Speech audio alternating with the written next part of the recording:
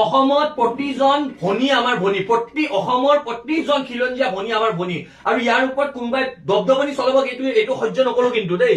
একদম এমপ্লয় আছে আপোনাৰ 16জন ESIC আছে, PF আছে আপোনাৰ দিছে না না গৈছিলে বাদ দিয়ক এতিয়া এই মুহূৰ্তত না ৰ'ব ডোন্ট টাচ। আপুনি যিটো কাম কৰিছে আপুনি আগতে নিজে ৰুল ৰেগুলেশ্যনত নাই হা, তাৰ পাছত আপুনি ESIC 10জনৰ ওপৰত এজনৰ ৰাখিলে আপুনি ESIC দিব লাগিব। দিছে কোনোবা এমপ্লয়কে ESIC দিছে, ইয়াতে মেডিকেল হেই দিছে, কাকো দিয়া নাই আপুনি। ঠিক আছে, তাৰপিছত যেতিয়া মই চেলাৰীটো দিব আহিছো আপুনি বাৰে বাৰে 10-15 দিন কথা কৈছে, কিন্তু 10-15 আপোনাৰ দাদা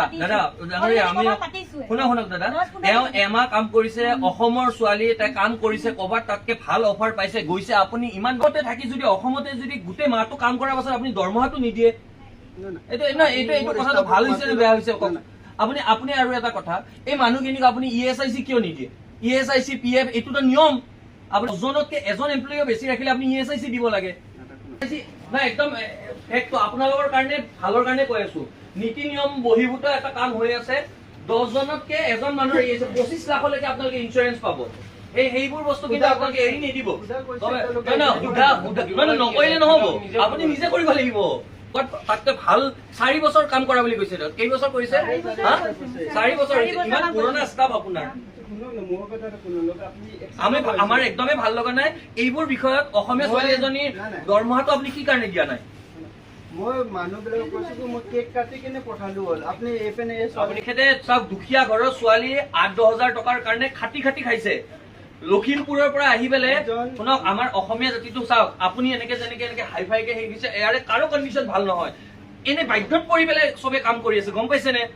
অসমীয়া মানুহবিলাক কেনেকে আমি জীয়াই আছো, তাৰ মাজতে এই কাম কৰা একমাহ কাম কৰা মানুহ আজি এওঁৰ লগত আছে, কাইলৈকে এওঁৰ লগত হ'ব, কাইলৈ পৰহি এওঁৰ লগত হ'ব, এনেকে আপোনালোকে নকৰিব, গম পাইছে?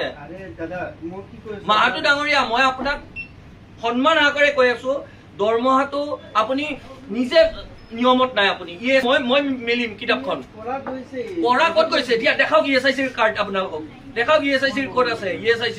মাহাতো ডাঙৰীয়া 30 নৱেম্বৰত কাম এৰা মানুহজনীক আজি 29 ডিচেম্বৰলৈকে আপুনি কিয় দৰমহা দিয়া নাই? কেতিয়া দিয়া যাব? কেতিয়া আপুনি আহিলে তেওঁক স্পষ্টকে কৈছে যে দৰমহা নিদো, যি কৰা কৰি ল। তাৰমানে কি? হোৱাট ডু মিনিং বাই কি? তাৰমানে আপুনি কি ক'ব বিচাৰিছে? যি কৰা কৰি ল। অসমতে কি অসমীয়া মানুহৰ এই অৱস্থা নেকি? আপুনি এই ব্যৱস্থা কৰিব আৰু আমি হাতে হাতে বহি থাকিম? এওঁ নাজানিব নেকি PF-ত পইচা তেওঁ থাকিলে? এওঁ নাজানিব নেকি? PF-ত দিছে নেকি? এইফালে দেখুৱা, PF-ত দিছে নেকি? PF-ত দিছে, আপোনাৰ গোটেই মাহটো খাটিব, তাৰ পাছত আজি আপোনালোকে এনেকুৱা কৰিব। আৰে অসমীয়া মানুহ কি খুলি খাই আছে নেকি? এনেকে নকৰিব, গম পাইছে? ইয়াতে চব খাটি খোৱা দুখীয়া মানুহ ইয়াতে কাম কৰি আছে। দাদা, আপুনি এই ছোৱালীজনী যেতিয়া দৰমহাৰ পইচা দিয়া নাছিল, সেইখিনি সময়ত যেতিয়া এই ছোৱালীজনী আহিছিল, আপুনি কি কৈছিল? যি কৰা কৰি ল। সেইটো কি কথা? কি কৰিব লাগে তেওঁ ভাবিছে নেকি তেওঁ অকলশৰীয়া? অসমত প্ৰতিজন ভনী আমাৰ ভনী, অসমৰ প্ৰতিজন খিলঞ্জীয়া ভনী আমাৰ ভনী, আৰু ইয়াৰ ওপৰত কোনোবাই দবদবনি চলাব এইটো সহ্য নকৰো কিন্তু দেই। একদম আপোনাক স্পষ্টকে কৈছো, মই পইচাটো দি দিম, ঠিক আছে? পইচাটো দিবই লাগিব, প্ৰাপ্য তাই কষ্ট কৰিছে আপোনাৰ। আজি একমাহ হৈ গ'ল তাই দৰমহা দিয়া নাই আপুনি। 30 তাৰিখৰ পৰা আজি 30 তাৰিখ, কালি কি কৰিছে আপুনি? না আপুনি ভাবিছে নেকি অসমীয়া ভাই ভনী? দাদা চাওক, ইয়াতে আমি চবৰ লগত মিলি জুলি একেলগে ভালদৰে থাকিবলৈ বিচাৰো। আমাৰ সহজ সৰলতাক যদি আমাৰ দুৰ্বলতা বুলি ভাবে, কিন্তু আমি কিন্তু সেই নহয়, গম কৈছে? আমি কিন্তু সহজ সৰল অসমীয়া মানুহখিনি। তাৰ পাছত আপোনালোকৰ দৰে মানুহবোৰে যদি ভাবিছে যে আমাৰ অসমীয়া বাই ভনী বিলাকক এনেকে ঠগি খাব, হা?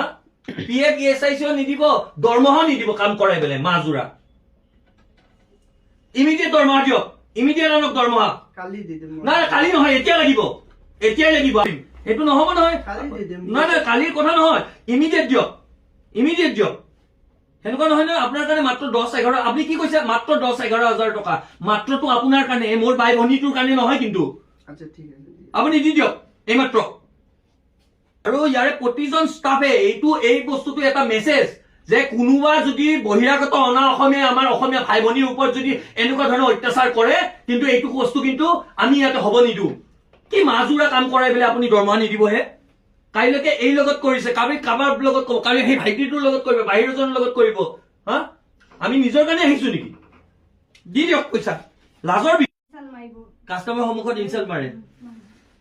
ঠিক আছে হ'ব আপুনি আপুনি আপুনি আপুনি যিবোৰ অভিযোগ ছোৱালী এজনী কেতিয়াও এনেকে অপেনলি নকয় মই আপোনাক ক'লো যদি তাই মিছা অভিযোগ দিলে হয় আমি নিজে বুজি পাইছো আৰু 15 জন ষ্টাফ আছে না 15 জন ষ্টাফে কাম কৰি থকা ষ্টাফ আপোনাৰ এইজনীক আপুনি আজি একমাহ ধৰি যেনেকে ধৰণে বিত্ৰে কৰি ওলাই দিছে নহয় সেইকাৰণে আপুনি আকৌ এতিয়া আপোনাৰতো কথাটো সেইটোৱে হ'ব মানুহে দৰমহা দিয়া নাই সেইটোৱে মেছেজ যাব চবতে মেছেজটোতো সেইটোৱে যাব ন এতিয়া কি কৰে সেই কৰে কেছ দিলেও দি দিয়ে যি কে- কৰা কি কৈছে? যি কৰা কেছ দিলেও দি দিয়ক বুলি কৈছে কথা কব আহিছে কিহৰ কেছ দিব লাগে আপোনাৰ এগেইনষ্টে কেছ চলিব আপুনি ESIC আৰু PF নিদিয়াকে এই মানুহবিলাকক খটুৱাই আছে অসমীয়া মানুহবিলাকক মহানগৰীৰ আহান বজাৰ ন আহানা বজাৰ আহানা বজাৰত এই এনেকুৱা ধৰণৰ এই মাহাতো ডাঙৰীয়া এওঁ ইয়াৰে স্বত্বাধিকাৰী এই ছোৱালীজনী প্ৰায় এমাহ আগতে ইয়াৰ পৰা আঁতৰি গৈছে কিন্তু দৰমহা দিয়া নাই যি কৰা কৰিল কেছ দিল বুলি এই দম্ভালি মাৰিছে এওঁ আজি আমি ইয়াতে আহি উপস্থিত হৈছো তেখেতক সোধপোছ কৰিছো তেখেতৰ ইয়াৰে কোনো এটা ষ্টাফৰ প্ৰায় 20 জন ষ্টাফ না ESIC আছে না PF আছে ইমান এক বৃহৎ ব্যৱসায় প্ৰতিষ্ঠান এটা চলাই আছে ESIC নাই অসমীয়া যুৱক যুৱতীসকলৰ PF নাই এই এনেকুৱা ধৰণৰ ব্যৱসায়ী বিলাকে বহিৰাগত আমাৰ অসমীয়া মানুহক ঠগি খাই আছে সকলোৱে সাৱধান হওক আজি আমি ইয়াতে উপস্থিত হৈ লগে লগে ইমিডিয়েট দৰমহা দিয়াৰ ব্যৱস্থা